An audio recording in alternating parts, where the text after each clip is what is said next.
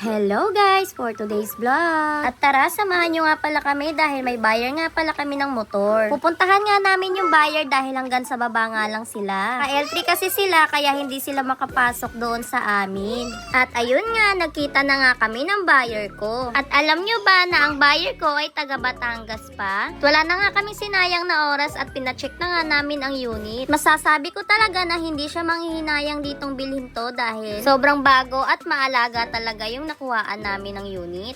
At yan nga, pinapacheck nga namin at pinapatry sa kanya pero ayaw nga i-try dahil natatakot nga daw siya. Kausap ko nga pala si sir ng pasado alauna na at mag-aalas 2 na nga yun. At dumating nga siya dito ng Pasig ng pasado alas 10 na nga. At kasama nga ni sir yung nag-check ng mga papel dito. At tinuro nga ng asawa ko saan yung mag-check sa papel at dyan sa engine. Para sure na legit yung binili nilang motor sa amin. At pagtapos nga nila sa papel ay doon naman tayo sa unit. Pinapatry nga namin sa kanila. At alam nyo ba na 3 yung buyer namin ngayong araw pero lahat yun ay hindi talaga sumipot.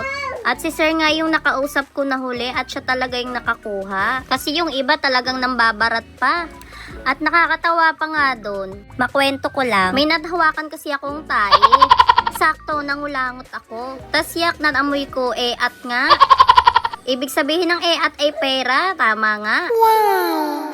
At fast forward, dito nga kami sa loob ng L3 nagbayaran. Inabot na nga sa akin yung pera at binilang ko na nga sa harap niya. At kaya pala binili to ni sir dahil nga igagawin niyang food panda. Napaka-smooth talaga ng transaction namin ni sir kasi hindi na talaga siya tumawad pa. Malamang walang kasalanan.